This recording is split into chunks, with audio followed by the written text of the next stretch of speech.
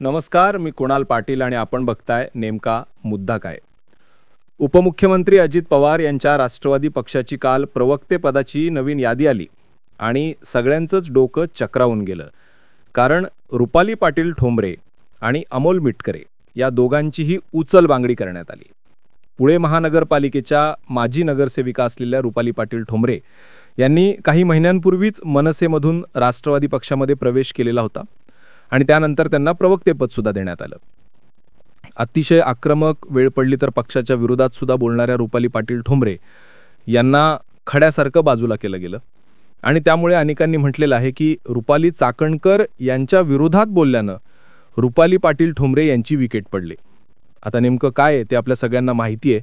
गेल्या काही दिवसांपासून महाराष्ट्रामध्ये हा वाद काही नवीन नाही आहे. म्हणजे विशेषतः साताऱ्यातलं प्रकरण असेल, हगवणी प्रकरण असेल, या दोन्ही प्रकरणांमध्ये महिला आयोगाच्या अध्यक्ष असलेल्या आणि अजित पवार गटाच्या नेत्या रुपाली चाकणकर यांची जी भूमिका होती ती संशयास्पद होती. बरेचदा त्या हगवणी प्रकरणामध्ये त्यांना पत्र देऊनही कारवाई झाली नाही आणि त्यानंतर पुढचा सगळा प्रसंग घडला असं बोललं गेलं. आणि साताऱ्यातलं जे डॉक्टरचं प्रकरण आहे, डॉक्टर महिलेचं प्रकरण, त्या प्रकरणात देखील रुपाली चाकणकर यांनी पत्रकार परिषद घेऊन अगदी पोलिसांसारखं हक्कानं त्या सगळ्या बोलत होत्या आणि कशा पद्धतीने ती डॉक्टर महिला हीच एक प्रकारे चुकलेली आहे, तीच आरोपी आहे, अशा पद्धतीने त्या बोलत होत्या. आणि त्यामुळे सुद्धा रुपाली पाटील ठोंबरे यांनी रुपाली चाकणकर यांच्यावरती उघड टीका केलेली होती, त्यांच्या राजीनाम्याची मागणी केलेली होती. आणि त्यानंतर आपल्याला माहिती आहे की काहीच दिवसांमध्ये या सगळ्या घटना घडलेल्या आहेत. रुपाली पाटील ठोंबरे यांना त्यांचं प्रवक्तेपद गमवावं लागलेलं आहे. आता त्याच रुपाली पाटील ठोंबरे या राष्ट्रवादी अजित पवार गट सोडण्याच्या तयारीत आहेत अशी चर्चा आहे की त्या लवकरच त्यांच्याकडे 2-3 ऑफर सुद्धा आहेत असं सुद्धा बोललं जाते. आपल्याला माहिती आहे उघड कालच ठाकरे गटाच्या नेत्या सुषमा अंधारे, ज्यांचा आणि रुपाली पाटील ठोंबरे यांचं सख्य आहे, त्या दोन्ही मैत्रिणी आहे. त्यांचे व्हिडिओसुद्धा आपण अनेकदा बघितलेले आहेत.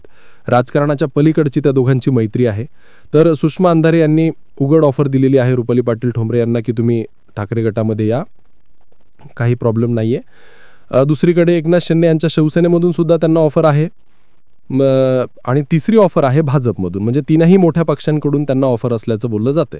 भाजप आणि शिवसेना उद्धव बाळासाहेब ठाकरे आणि त्यासोबतच तिसरा पक्ष म्हणजे शिंदेंची शिवसेना, या तीनही पक्षांकडून त्यांना पक्षाची ऑफर आहे. रुपाली पाटील यांची थेट उपमुख्यमंत्री एकनाथ शिंदे यांच्यासोबत चर्चा झाल्याची सुद्धा खात्रीलायक सूत्रांची माहिती आहे. अगदी काही काळापूर्वी आपल्याला माहिती आहे रुपाली पाटील ठोंबरे यांनी महाराष्ट्र नवनिर्माण सेनेला सोडचिठ्ठी दिली आणि राष्ट्रवादीचं घड्याळ आपल्या हातावरती बांधलेलं होतं. अंतर्गत वादाला कंटाळून त्यांनी मनसे सोडली आणि आज अशी वेळ आलेली आहे की आज इथे सुद्धा त्यांना या अंतर्गत वादाचा त्या बळी ठरलेल्या आहेत आणि अखेर त्यांना राष्ट्रवादीमधूनही आता जावं लागतं की काय, किंवा त्या बाहेर पडतायत की काय, अशी सध्या परिस्थिती आहे. कारण त्यांच्याकडचं पदच काढून घेतलेलं आहे. ज्या पदाच्या हक्कावरती त्या होत्या, ज्या कायम सातत्यानं बोलत होत्या, माध्यमांमध्ये व्यक्त होत होत्या आणि आपल्याच पक्षाच्या नेत्यांविरुद्ध बोलत होत्या. रुपाली चाकणकर आणि त्यांचा वाद हा इतका विकोपाला गेलेला होता की मोठमोठ्या मुलाखतींमधून त्या त्यांच्या मेकअपवरती, साडीवरती आणि बरेच काही बोलत होत्या. आपल्या सगळ्यांना ते माहिती आहे, ते मी इथे तुम्हाला बोलू शकत नाही. तर रुपाली पाटील या त्या राजकारणाचा, राष्ट्रवादीमधल्या अंतर्गत राजकारणाचा बळी ठरलेले आहेत असं सुद्धा बोललं जाते.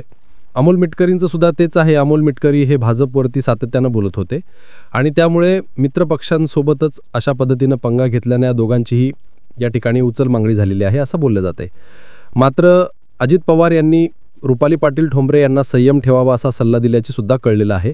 उद्या अजित पवार हे पुण्याच्या दौऱ्यावरती आहेत आणि कदाचित उद्या रुपाली पाटील ठोंबरे या अजित पवारांना भेटू शकतात. त्या भेटीमधून जर त्यांना काही ठोस आश्वासन मिळालं, त्यांचं मनाचं समाधान झालं, अजित पवार यांनी त्यांना मनवलं, तर कदाचित त्या पक्षामध्ये राहतील. अन्यथा त्यांच्याकडे 3 पर्याय आहेत आणि 3ही मोठे पर्याय आहेत. 2 तर सत्तेतले आहेत, म्हणजे भाजपसारखा पक्ष, त्यासोबतच एकनाथ शिंदे यांची शिवसेना, ज्यामध्ये त्यांना खूप मोठा स्कोप आहे खरं तर, आणि उद्धव बाळासाहेब ठाकरेंचा पक्षसुद्धा. पक्ष छोटा आहे आत्ताच्या घडीला, पण येत्या काळामध्ये महानगरपालिकांच्या निवडणुका असतील किंवा स्थानिक स्वराज्य संस्थांच्या ज्या निवडणुका होणार आहेत त्यामध्ये मात्र रुपाली पाटील ठोंबरे यांची भूमिका आणि त्या दृष्टीनं इतर पक्षांना सुद्धा त्याचा फायदा होऊ शकतो. त्यामुळं एकतर अजित पवार उद्या काय करतायत त्या भेटीमध्ये ते पाहणं फार महत्त्वाचं आहे. अंतर्गत वाद जवाट्यावर आल्यानंतर या सगळ्या राजकीय घडामोडी घडलेल्या आहेत. बीडमधील डॉक्टर तरुणीच्या प्रकरणामध्ये त्यांना न्याय न देता त्यांच्या चारित्र्यावरती आघात करण्यात आला असा आरोप आणि मी अन्यायाविरुद्ध कायम आवाज उठवणार, माझा आवाज दाबला जाईल असा सुद्धा सवाल त्यांनी काही दिवसांपूर्वीच विचारलेला होता आणि त्यानंतर या सगळ्या घडामोडी घडलेल्या आहेत. परंतु प्रस्थापित व्यवस्थेच्या छाताडावरती पाय ठेवून मी वर पोहोचलेलो आहे. आमचा इतिहास हा अन्याय सहन करणाऱ्यांचा नाही आहे. गरज पडली तर आम्ही खोडा करू असं सुद्धा त्यांनी म्हटलेलं होतं. आणि अखेर काय झालेलं आहे आपल्याला माहिती आहे. त्यानंतर सुषमा अंधारे यांची प्रतिक्रिया आली की रुपाली ठोंबरे या माझ्या चांगल्या मैत्रिणी आहेत आणि ती कायम राहील माझी मैत्रीण. तिला कोणतीही भीती नाही आहे ईडी किंवा CBIचा. तिला बॅकेज नाही. सर्वार्थानं ती अतिशय क्लीन इमेज असलेली व्यक्ती आहे. अशी महिला कुठल्याही पक्षामध्ये येणं कोणालाही आवडेल, पण माझ्या पक्षात ती यावी म्हणून तिच्या त्या पक्षात नुकसान व्हावं असा विचार करणारी मी नाही. जर तिच्या पक्षात तिला स्कोप मिळत असेल तर तिने तिचंच काम करावं, अन्यथा ही खुली ऑफर आहे सुषमा अंधारेंच्याकडून. त्यामुळे बघूयात आता उद्या नेमकं काय घडते. अमोल मिटकर यांचं सुद्धा अशाच पद्धतीनं, अमोल मिटकर आता अशा पद्धतीने त्यांना दुसरीकडे काही ऑफर आहे का ते अजून कळलेलं नाही आहे. परंतु रुपाली पाटील ठोंबरे यांना मात्र 2-3 प्रकरणांमध्ये आपण बघितलं की त्या खूप आक्रमक झालेल्या होत्या आणि रुपाली चाकणकर यांच्यावरती त्या सातत्याने बोलत होत्या. तेच त्यांना कदाचित महागात पडलेलं असावं. आता काल जी यादी आली त्यामध्ये सूरज चव्हाण हे सुद्धा नाव होतं प्रवक्तेपदी. त्यांचीसुद्धा नियुक्ती करण्यात आली आणि सूरज चव्हाण यांची सुद्धा अशाच पद्धतीनं उचलबांगडी करण्यात आलेली होती. एका प्रकरणामध्ये आपल्याला माहिती आहे ते प्रकरण छावा संघटनेचे ते काय पदाधिकारी आले होते, त्यांना कशा पद्धतीने ते वागलेले होते सूरज चव्हाण, आणि ती सगळी पोलीस केस वगैरे आपल्या सगळ्यांना माहिती आहे. तर त्या प्रकरणानंतर त्यांना प्रवक्ते पदावरून सूरज चव्हाण यांना त्यांच्या तेव्हाच्या पदावरून काढण्यात आलं आणि आता त्यांना प्रवक्तेपद देण्यात आलेलं आहे, म्हणजे त्यांचं प्रमोशन झालेलं आहे.